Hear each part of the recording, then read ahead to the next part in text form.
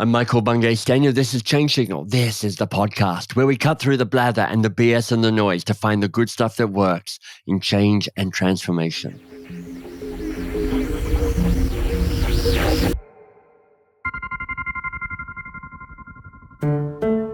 One of the absolutely fundamental truths about any change process is that it is complex. I mean, it is never a just pull a lever and something predictable pops out. But you already know this. The question is, what do you do about it? People have an intuitive sense that their old ways are not working.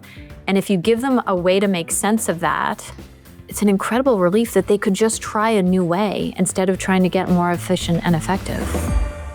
Jennifer Garvey Berger is, I think, one of the great teachers about practically what you do about the messiness of complexity. She's a bridge between the phenomena of emergence and what it takes to be a change agent these days. Now, you're going to love this conversation if you've ever had a change plan that hasn't quite gone according to the plan. And who hasn't had one of those? We're going to dig into the power of small experiments, which is a nice build on the Charles Conn interview from a few weeks ago, a brand new thing you need to measure, and more. So, Jennifer, welcome. You have named the thing I live to do. So thanks for having me, Michael. All right. I love a bridge builder. All right, let's get into it right away. What do people get right and what do they get wrong about complexity? How long do you have? Well, we have about an hour in this conversation, so if you could be a little more succinct than that, that would be awesome. I'll do my very best. Yeah, where do we start? What people get right about complexity is that it is surprising and somewhat daunting. I believe our nervous systems actually respond to complexity as a threat. Yeah. And so when people experience complexity and think, I'm kind of feeling bad about things right now, that seems like that's a fair first response. What people get wrong, there are two main categories where people get things wrong. First of all, there's this drive to simplify complexity. There's a drive to say, yes, let's plan our way out of this thing. Let's control our way out of this thing. Let's deny that it's complex. And really, we are going to make a Gantt chart so big that we are going to contain all of the complexity inside our Gantt chart, and there will be no surprises. Yeah. So that's number one. And the other mistake is when people just stop and they're like, let's study this some more. We need to really understand this so well. And we're not going to do anything until we understand it really well. We're just going to study it. We're going to figure it out. We're going to wait until it becomes clear, and then we're going to move. All right. And both of those, kind of the artificial planification, I just made that word up. There you go. That's a good word. Planification of complexity, and also the kind of doe in the headlights. I can't do anything because I'm so overwhelmed by it. Both of those approaches are not that helpful. Yeah. And as soon as you say both of those, I'm like, I've had both of those experiences where I'm like, no, grind harder and faster. That's and right. More Gantt charty. Or if I just lie down on the carpet here for like a week or 5, maybe it'll all go away and it will find clarity and simplicity for me. You mentioned right at the start, our nervous system might respond to complexity as a threat. What is threatening about complexity? I mean, maybe help us understand what complexity is. Give us a sense of that. And then tell me why that feels so dangerous to me. Yeah, I've spent so much of my career trying to figure this thing out. So here's where I've got to. One of the necessary pieces of complexity is that it's unpredictable. Yeah. Right? You use this word emergent. Basically, the way I think about complexity, the way many people think about complexity, is it's a lot of intertwined, enmeshed factors. And the combination of those factors create a new event, like this emergent space, right? It just pops into being, not because any one actor popped anything into being, not because any Gantt chart ever tried to do it, but all those pieces together created this whole new possibility, world, activity, relationship, whatever the thing is. And I'm just going to jump in here to say this phenomenon of emergence, this is in so many ways, actually, it's the magic of the world. It's a source of life and awe. I mean, we might curse it at times as change agents, but really, it is an extraordinary thing. So it's necessarily, you can't predict that. Right. And you can control it because you might be just one of those players, not all of the players. Yeah. And things that are completely outside human control, like the weather, right? The environment, the economic systems, they're all players too. And so you can't predict it and you can't control it. And it turns out our nervous system, and the more they study, the more they find this, our nervous system, our emotions, even our movement centers are all there to predict what's going to happen next. Right. The brain loves certainty. Everything about the brain has evolved as a prediction effort. Right. And when we can't predict something and we experience ourselves as being unable to predict something, from the time mammals were tiny mouse-like creatures running, scurrying through the woods, if you can't predict it, it's probably dangerous. Right. And so our nervous systems really, really get activated by the idea of uncertainty and unpredictability. So the bad news about that is complexity is everywhere all the time. Everywhere, all the time. And when you're in change, so we've got this deeply ingrained hundreds of thousands of years of practice of fleeing or maybe fighting or fainting, kind of the various F responses to threat. We've talked about the two things that we often try and do in organizations, very human things, which is either, control the heck out of it with planning or just get frozen and not act at all. So we've got very biological responses. Is it possible to become superhuman? Well, it's funny you use those words. I think it's possible to become superhuman.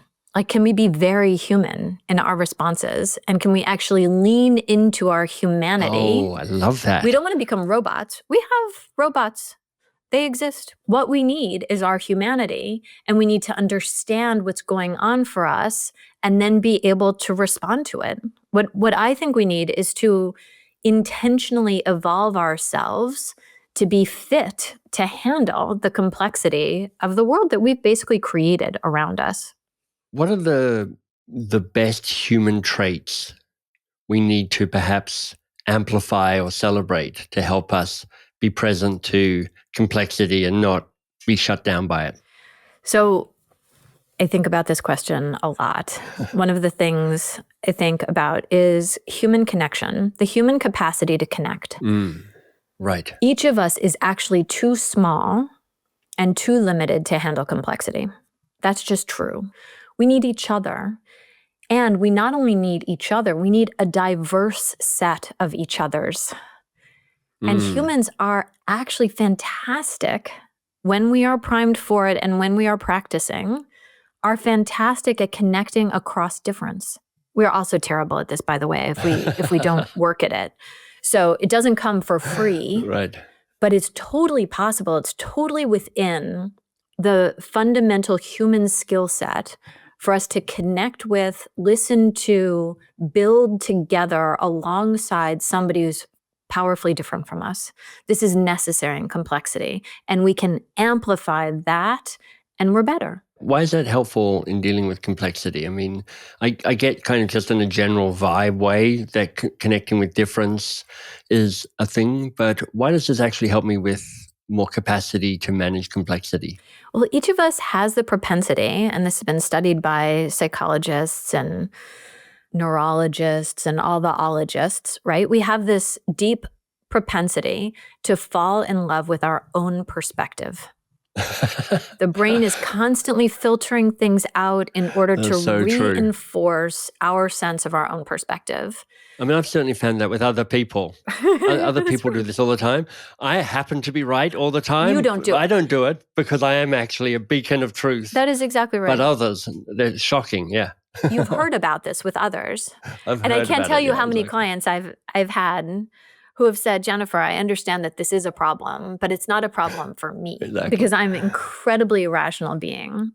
Unless we have people with very different perspectives around us, our narrow vision is going to mean we just get knocked upside the head again and again by what life offers. We need my narrow perspective with your narrow perspective, with somebody else's narrow perspective. All those narrow perspectives, if we pay attention to them, suddenly we're kind of standing back to back in a circle, looking out at the fullness of the world, and we can have a 360-degree view. The metaphor that it's reminding me of is that of, in biology, the danger of a monoculture. That's right. Like bananas, for instance, which are like, there's only one type of banana and it's being cloned and it is under deep threat. There's a fair chance we won't have bananas in 50 years' time because of that fragility of a single strain of being, and in this case, kind of thinking and showing up. That's exactly right. A monoculture in any ecosystem is weak. So if I'm leading change, who am I trying to connect with? I mean, what am I seeking out? Well, in a complex system, the connections are more important than the individual nodes. So generally, what is? I don't know what that means. Yeah. So I'll unpack that because it's actually mind-blowing. The way humans think is we tend to look for the best of something. Right? We want to hire the smartest person. Yeah. We want to get the most knowledgeable team going. We sort of want to pack together organizations or change projects or whatever we're kind of building as a series of all-stars, right? You just put the best in there and you let them talk to the most powerful people, and then they're going to really get it right. Yeah. But it turns out that the thing that matters most is connectivity. Right? How many people do those people know, and how many perspectives can they take? So, dear change leader, look, I know you're super talented, obviously. And how's your connectivity? How many people do you know? How many perspectives can you hold? I think this is a change capacity that we can build within ourselves. And I suspect it's one that many of us overlook or we underestimate. And you want to put together a team that's deeply connected in through the organization, and I think in a real change process outside the organization, into the market, into the communities, into the ecosystem in which the organization operates. And so the connectivity means you want people to be listening well to others. You want them to be gathering data. You want them to be taking all these different perspectives, because in a complex system, you cannot tell whose perspective is the most important until afterwards.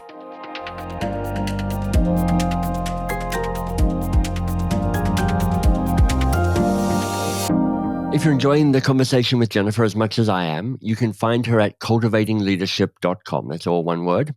Now, she's also on LinkedIn, and I can recommend both Unlocking Leadership Mind Traps and also Unleash Your Complexity Genius, 2 good books to take a gander at.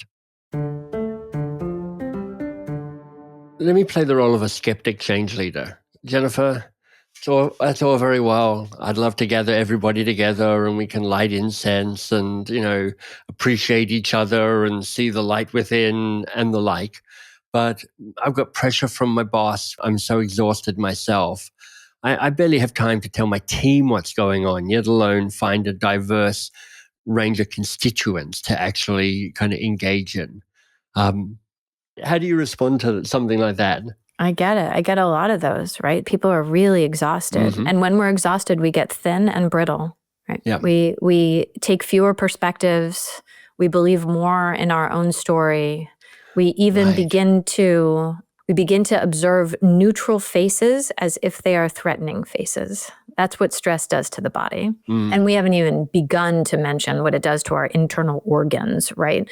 Right. So instead of doing so many change projects, if we were to think of how do we do kind of change, not in a project way, but like in an evolutionary way, then we would understand that we need to be resourced for this. And some of the resources we need are very basic things like sleep and nutrition, right? Right. Breath is an incredibly important resource. And perspectives are another resource. But the thing I'm suggesting is not let's gather everybody's opinion and get everybody on board. And I'm saying there is knowledge about an easier move you could experiment with than you have ever considered. Right. And it's somewhere out there in the ecosystem. And so how do we access that thing? Yeah. Jennifer, you mentioned the word experiment there. What's the role of experimentation in being able to work with complexity? Experimentation is necessary in being able to work with complexity. And true experimentation where you really don't know what's going to happen next, but you're going to learn like crazy from whatever it is. So experimentation that doesn't bet the whole house, the whole business, but where you're constantly testing and learning, which, by the way, most successful people actually hate.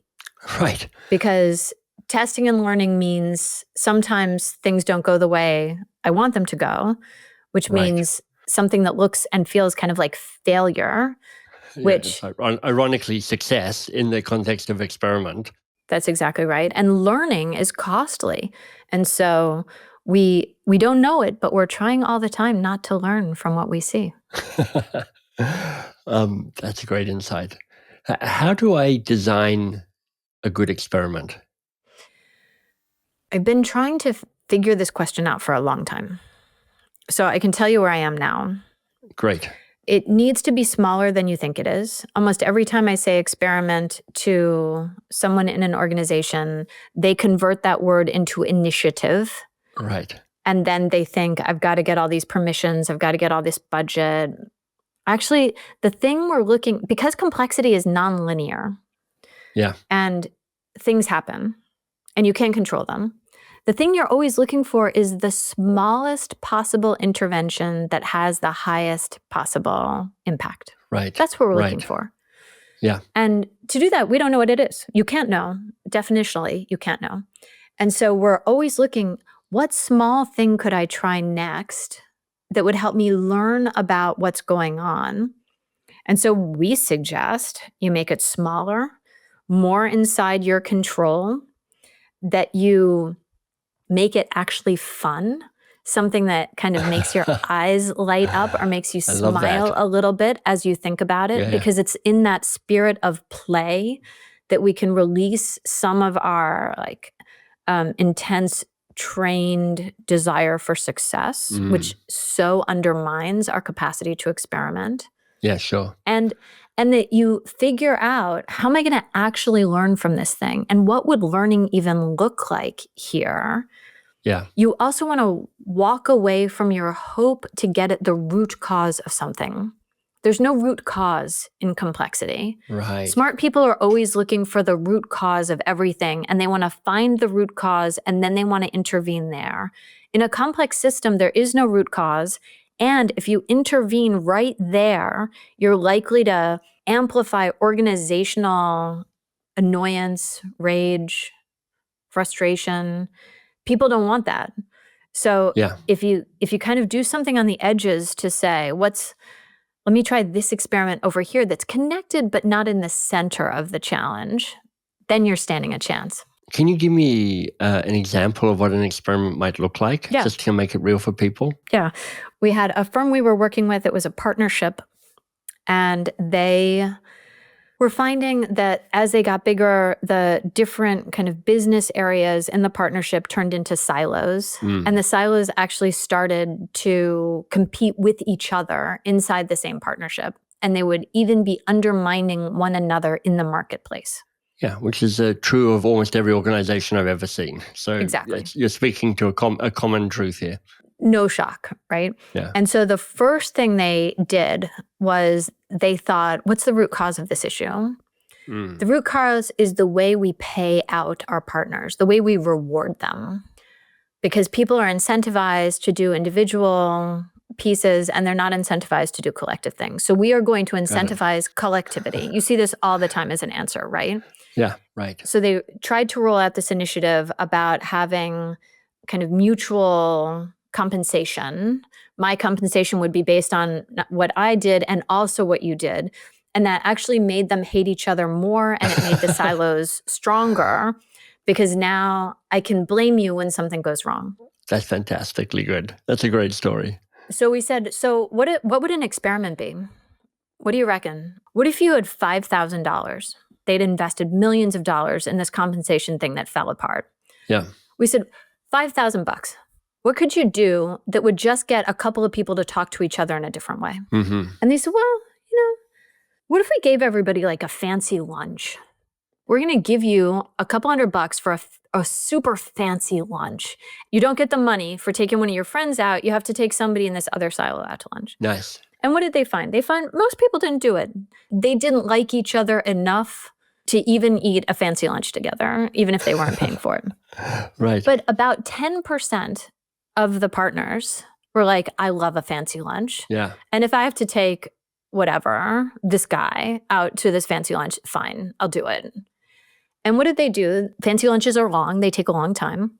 They could only talk so much about other stuff. Sport, and then they had weather. Exactly. Yeah. Then they began to connect with each other. Yeah. And they began to talk about client things. And they think they built more than $10 million of revenue from this first initiative that almost nobody took them up on. Right. But it began to build partnership across these silos in this oblique way. Now, here's a little coda to that story. I was telling that story to a different client. Yeah. And that client, somebody came up to me afterwards and said, Jennifer, I really want to talk to you about that story. And I said, yeah. They said, we did exactly the same thing. We had a silo problem. We did the lunch thing. We gave people lunches. And we even had about the same numbers. About 10% of the people took us up on it. And we saw that it was 10% and we killed it because we saw it was a total failure. And so we killed it as an experiment. Oh. And I was like, oh, isn't that interesting? 10% change can lead to quite significant outcomes. But if what you want is for 90% of the people to buy into every single experiment you try, you'll kill them all. Yeah. 10% might be hugely successful. It might lead to exactly the thing you want it to be doing. Right.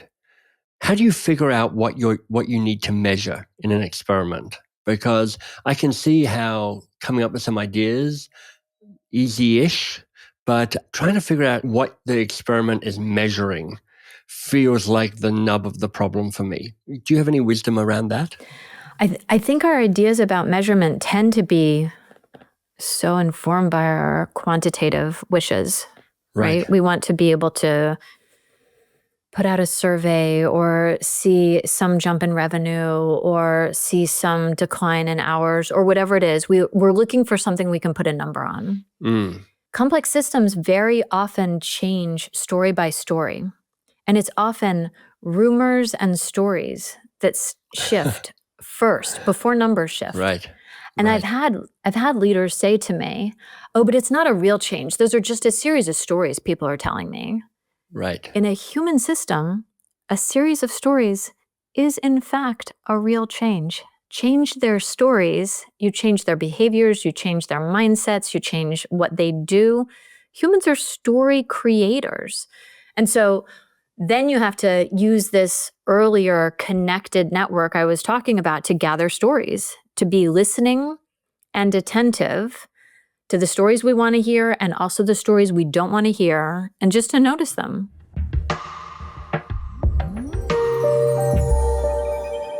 What guidance do you have for a change leader, change agent, listening to this, buying into it, singing, hallelujah, sister, as they're hearing you talk, but also existing in a system where they're less receptive to what the wisdom you might be kind of laying down now?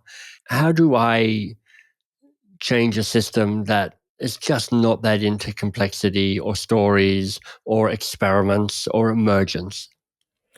I mean, then the first change you need to make is to make a fertile ground for some of those things.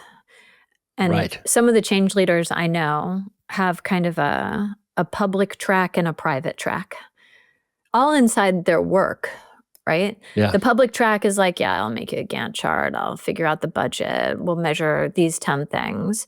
And the private track is like, and we'll just do this little experiment and that little experiment and this other little experiment. And often the private track gains more traction. Yeah. And then people begin to believe it. I like it. But I tell you what, Michael, I used to, I've been in this complexity business for almost 30 years. I know. Right? A long time. I've been talking to leaders about complexity. And for the first 20 years, I would say I met many, many more skeptics than people who were open for this kind of set of ideas or approaches. Now, when everything's spinning out of control, when governments and markets and climate and, you can't look at a system that looks stable and regular, and you can't look at a market that looks kind of stable and regular. People are much more amenable than I've ever seen them before to actually saying, okay, the thing that we've been doing and that our natural response is to do harder and harder and harder. Yeah. Maybe we need another way. Jennifer, we've covered a lot in the time we've had together. What else needs to be said? What's the thing that we need to talk about that I've failed to ask you a good question about? I think we talked about how hard it all is. But the thing that I've come to appreciate more than anything else is kind of how delightful it can be. Sell me on the delightfulness of managing this stuff, because you're right. It's easy to linger in the kind of the ambiguous misery of it all. When we give up trying to Gantt chart our way through things, when we give up trying to predict and control, we're able to notice possibilities that we couldn't have noticed before. And we're able to pursue opportunities that we might not have seen before. Right. And when that happens, we actually increase our good fortune in a funny way, because what leads to good fortune, kind of ability to scan, ability to take opportunities, even surprise opportunities, even opportunities with a little bit of risk, and make something of them by learning from them, whether they go the way we thought they would go or not. None of us would ever read a book if it said on the back cover, first this happens, and then this happens, and then this happens, and then that happens, and then the next thing happens, and the characters go through conflict, but then the characters come together, and they come together in this exact way. Come read the book. Right. But we try to do that for change projects all the time. First this is going to happen, and then this is going to happen, and then those three things are going to come together, and then it's going to pop out this way. Yeah. Actually, the thing that we love is kind of the unfolding possibility of our lives. And the stories we love are stories of things that happen unexpectedly and were better than anybody ever imagined. Yeah. Complexity is the thing that makes that possible. And it's how I think we can create and connect and change our way into something better than what we have now. If all you do is take away Jennifer's last comment, what if this change process was delightful rather than hard? Well, I think you're then leaving with a piece of profound wisdom. And I hope you're finding this pod delightful. I mean, if you are, I, of course, love a review on your platform of choice. But if you're going to do one thing to help, then recommend a favorite episode to someone. Email a fellow change agent, text them, or post on LinkedIn and tag me. Thanks for doing the work. I'm really glad you're here.